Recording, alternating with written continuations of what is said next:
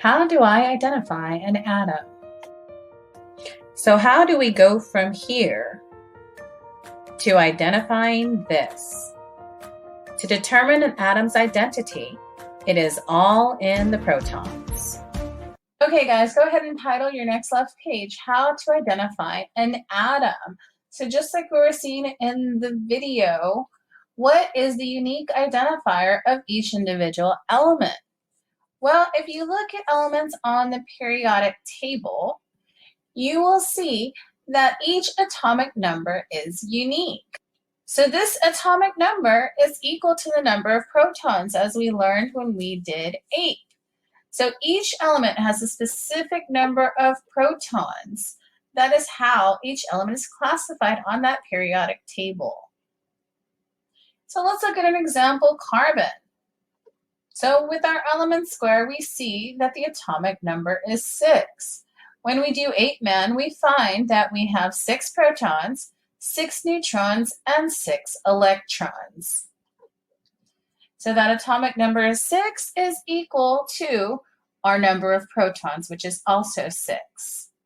So if this atom had more protons or less protons, it would not be carbon. Let's look at oxygen. So our element square shows us that we have an atomic number of 8. When we do 8-man, that means we have 8 electrons, we have 8 protons, and we have 8 neutrons. Remember, since it was 15.9 for a mass, we had to round up to 16. So that atomic number is 8, which is equal to my number of protons, 8, which is unique to only oxygen. Make sure you take the time to draw the element boxes and the examples of the Bohr model so you can remember that the protons, which are equal to the atomic number, is how you identify each element. Okay guys, so let's look at some examples from the periodic table. So we have hydrogen here, and if we click on hydrogen, we can see the atomic number is 1. So let's see what that atom looks like. There's our 1 proton to define our hydrogen with our 1 electron going round and round.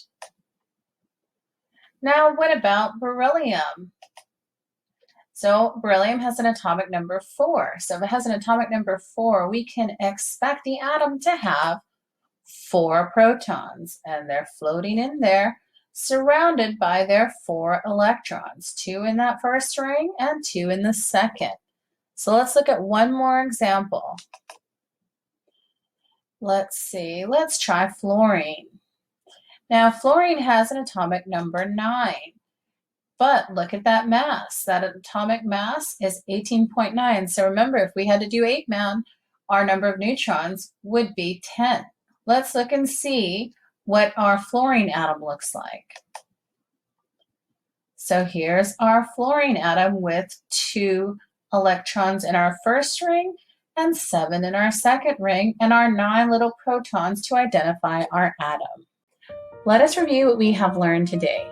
An atom's identity is equal to the number of protons. So as long as we have the number of protons, we can find the atom on the periodic table by matching the atomic number to the number of protons.